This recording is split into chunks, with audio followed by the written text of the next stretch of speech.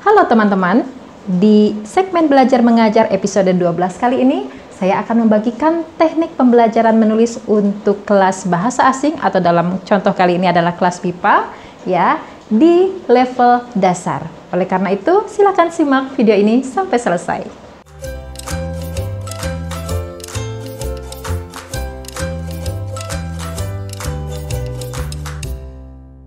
Ya, kelas menulis itu sering banget dianggap sebagai kelas yang sulit, lalu membosankan begitu ya. Oleh karena itu, perlu dipilih teknik yang benar-benar tepat sehingga nanti proses pembelajarannya benar-benar berjalan dengan baik begitu ya.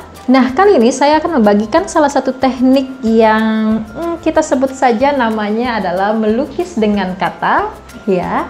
Oke, sebelum saya lanjutkan, saya ingin menjelaskan terlebih dahulu bahwa dalam video ini penerapan teknik melukis dengan kata ini akan saya terapkan di kelas menulis level dasar untuk pembelajaran teks deskriptif atau teks deskripsi. Ya, teman-teman pasti sudah tahu bahwa teks deskripsi adalah teks yang berisi gambaran sifat-sifat benda yang dideskripsikan dengan kalimat deskriptif, dan pembaca seolah-olah melihat, mendengar, dan merasakan sendiri tentang hal yang disampaikan dalam satu teks, begitu ya. Nah, jadi dari karakteristik teks deskripsi ini kita bisa lihat atau kita bisa ketahui bahwa yang paling utama dari ciri-ciri teks ini adalah ada penggambaran-penggambaran tentang satu hal atau satu peristiwa atau satu misalnya pemandangan atau satu benda, misalnya seperti itu ya. Oleh karena itu, pada tahap awal kegiatan atau proses pembelajaran menulis teks deskripsi ini, kita akan mempersiapkan siswa untuk bisa terlebih dahulu membayangkan, merasakan, atau melihat, atau mendengar hal yang nantinya akan menjadi objek tulisannya, begitu ya. Oleh karena itu, nanti dalam proses pembelajarannya kita akan melibatkan indera penglihatan, penciuman, peraba, dan pendengaran dari siswa. Dan sebelum masuk ke langkah-langkah pembelajaran juga, kita memerlukan media yang akan nanti membantu kita ya. Dalam hal ini, media yang bisa teman-teman pilih atau pengajar pilih adalah media berupa gambar atau bisa foto, bisa lukisan ya. Di sini sebagai contoh saya menggunakan lukisan ya. Lukisan yang sangat terkenal yang sudah hampir semua orang mungkin tahu begitu ya, yaitu lukisan dari Vincent van Gogh yang mungkin juga teman-teman sudah familiar dengan lukisan ini, dan nanti lukisan ini akan menjadi media yang akan menjadi objek sekaligus menjadi objek tulisan dari siswa tersebut. Nah, mengapa saya memilih lukisan, khususnya lukisan yang terkenal ya, karena saya dalam kegiatan pra menulisnya, dalam proses ketika nanti saya menggiring atau mengajak siswa untuk bisa melihat apa yang ada dalam lukisan ini, saya bisa menjelaskan terlebih dahulu lukisan ini lukisan siapa. Mengapa lukisan ini terkenal, dibuat pada tahun berapa, begitu ya. Jadi semacam ada kegiatan pranya begitu, sehingga siswa tuh tidak langsung diajak untuk belajar menulis, tetapi mereka diminta dulu untuk bisa menikmati, untuk kemudian bisa melibatkan seluruh panca indera mereka manakala melihat lukisan tersebut, sehingga nanti itu akan menjadi bekal mereka ketika menulis, ya. Tetapi kalau waktunya tidak cukup, misalnya teman-teman tidak punya waktu cukup nih untuk menjelaskan ini lukisan siapa, dibuat pada tahun berapa begitu, teman-teman bisa memilih gambar yang memang misalnya gambar biasa yang tidak terkenal misalnya, tetapi yang paling penting gambar itu nantinya bisa dengan mudah dideskripsikan oleh siswa dalam proses menulis. Nah, sekarang kita masuk ke langkah-langkah pembelajaran. Perlu teman-teman ketahui juga bahwa dalam proses menulis ini tidak selalu atau tidak mesti harus langsung selesai pada satu pertemuan ya, karena proses menulis itu kan panjang. Itu biasanya saya tidak memaksakan untuk jadi di satu pertemuan begitu, biasanya akan dilanjutkan pada pertemuan berikutnya. Dalam menggunakan teknik melukis dengan kata ini akan lebih baik jika tahapnya itu atau prosesnya itu panjang, tidak terburu-buru dan tidak dipadatkan dalam satu pertemuan begitu ya. Nah, langkah-langkah pembelajarannya. Pertama, kita akan terlebih dahulu melibatkan panca indera penglihatan ya. Di sini kalau misalnya saya menggunakan lukisan buatan dari Vincent van Gogh ini, saya akan bertanya kepada siswa terlebih dahulu setelah tadi menjelaskan latar belakang lukisan. Ya, saya akan bertanya kepada siswa, apa yang kalian lihat atau apa yang Anda lihat di dalam lukisan ini? Ya, itu tahap pertama. Kita bisa bertanya kepada mereka, apa yang kalian lihat? Kemudian kita bisa mempersilahkan mereka untuk melihat secara lebih detail, ya, apa yang ada di dalam lukisan tersebut, ya. Jadi dalam tahap awal untuk menulis dengan bantuan panca indera penglihatan ini, kita bisa menstimulus siswa, ya, dengan memberikan pertanyaan tentang apa yang Anda lihat atau apa yang mereka lihat di dalam lukisan. Kita bisa minta siswa untuk menulis apa yang bisa dilihat oleh mereka dalam lukisan itu, ya. Jadi tahap awalnya adalah setelah mereka melihat lukisan itu, mereka nanti kita minta untuk menulis kalimat-kalimat sederhana tentang apa yang mereka lihat di dalam lukisan. Nah, ini juga penting sebelum kita mulai masuk ke tahap ini atau sebelum kita masuk ke langkah-langkah pembelajaran menulis ini, penting sekali untuk kita mempertimbangkan kosakata apa yang kira-kira nanti akan digunakan oleh siswa. Apabila kosakata tersebut kemungkinan belum pernah diajarkan atau mereka belum pernah mengenal kosakata itu, maka kita harus memberikan daftar kosakata sebelum kegiatan dilaksanakan, ya. Kita memberikan daftar kosakata yang kira-kira nanti akan berkaitan dengan lukisan tersebut dan akan digunakan oleh siswa ketika menulis, ya. Misalnya ketika kita mendeskripsikan sesuatu kan kita butuh kosakata tentang benda tersebut atau tentang dalam konteks lukisan ini, misalnya kalau kita lihat ada bintang gitu ya, ada pohon, ada rumah begitu. Maka kita bisa memberikan daftar kosakata itu kalau kosakata itu belum pernah diajarkan di pertemuan sebelumnya.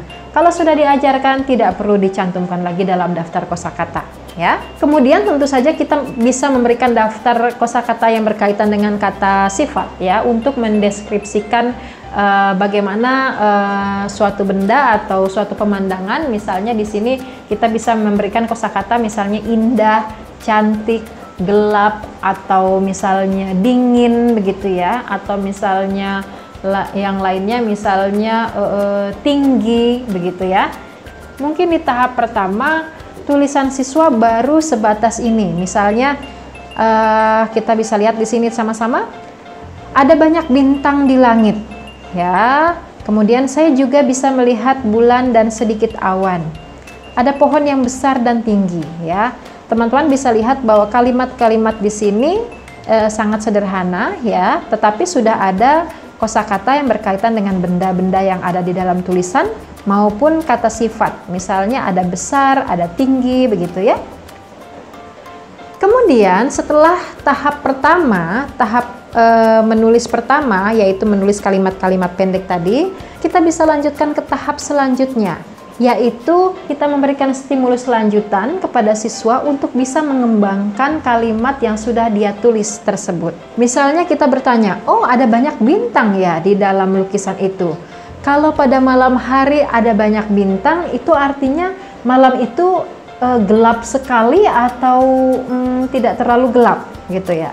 Kemudian siswa mungkin bisa bilang bahwa siswa akan bilang, oh kalau ada bintang, langitnya tidak terlalu gelap atau malam itu tidak akan terlalu gelap begitu ya. Kemudian kita akan stimulus kembali merujuk ke kalimat-kalimat yang sudah siswa buat tadi. Oleh karena itu kalimat selanjutnya atau tulisan selanjutnya ketika sudah dikembangkan oleh siswa mungkin akan mulai lebih kompleks seperti contoh berikut ya.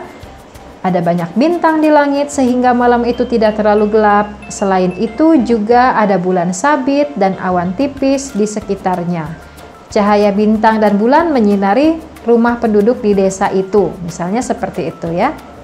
Kita juga bisa memberikan instruksi yang lebih detail kepada siswa. Misalnya begini, ketika siswa menulis, kita bisa mengatakan kepada mereka bahwa di dalam tulisan itu nantinya harus mengandung negasi ini misalnya, atau harus mengandung konjungsi ini begitu ya, sesuai dengan tujuan pembelajaran kita. Misalnya dalam salah satu poin tujuan pembelajaran ada poin tentang siswa mampu menggunakan negasi tidak dan bukan di dalam kalimat, misalnya begitu. Oleh karena itu nanti ketika siswa akan menulis, kita bisa mengatakan bahwa nanti di dalam tulisan harus mengandung poin ini, poin ini, poin ini, atau Anda harus memakai kosakata ini atau negasi ini atau konjungsi ini di dalam tulisan Anda, seperti itu ya, sehingga nanti kita bisa mengecek benar atau tidak di dalam tulisannya ada konjungsi atau negasi sebagaimana yang kita harapkan, begitu ya. Tahap selanjutnya, ketika mereka sudah membuat tulisan yang cukup kompleks yang menggunakan indera penglihatan, maka selanjutnya menggunakan indera berikutnya, yaitu adalah indera pendengaran, begitu ya. Sama seperti tadi, kita bisa memberikan pertanyaan, yaitu apa yang Anda dengar, begitu ya, apa yang Anda dengar, sehingga nanti siswa bisa menambahkan poin tentang apa yang kira-kira bisa mereka dengar dari lukisan ini. Loh, bagaimana caranya kok bisa mendengar sesuatu dari lukisan, begitu ya? Kita bisa mengajak mereka untuk berimajinasi atau membayangkan ada di dalam lukisan itu, ya. Jadi kita bisa minta kepada mereka, oke, sekarang tutup mata, ya. Kalau tadi kan melihat ya, kalau melihat otomatis bisa dengan mudah tinggal melihat lukisannya.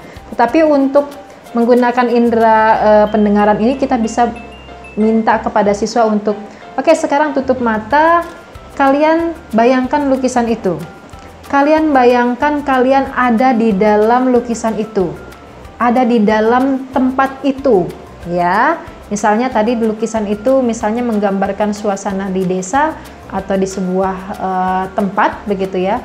Coba kalian bayangkan kalian sedang berada di dalam atau di tempat itu.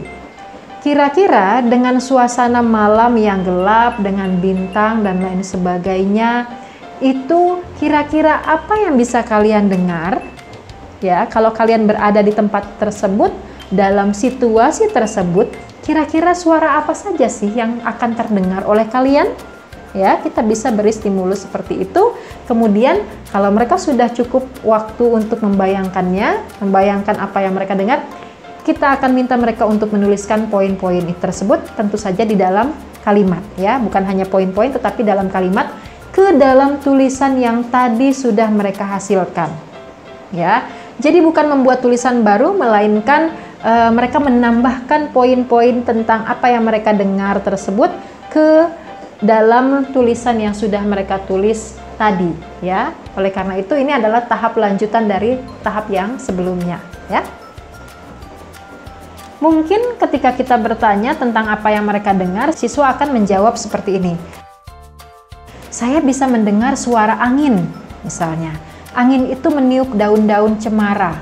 Saya juga bisa mendengar suara hewan-hewan seperti jangkrik dan serangga-serangga lain. Saya juga mendengar suara musik dari radio di salah satu rumah penduduk. Ada juga suara orang mengobrol, gitu ya. Nah, nanti ketika mereka sudah menuliskan poin-poin tentang apa yang mereka dengar, kita bisa meminta mereka untuk menambahkannya ke dalam tulisan yang tadi sudah mereka hasilkan sebelumnya. Maka tulisannya akan menjadi seperti ini. Di baris kelima kita bisa melihat bahwa sudah mulai ada informasi tentang apa yang bisa didengar dari tempat tersebut. Terdengar suara musik dari radio di salah satu rumah itu, misalnya ya.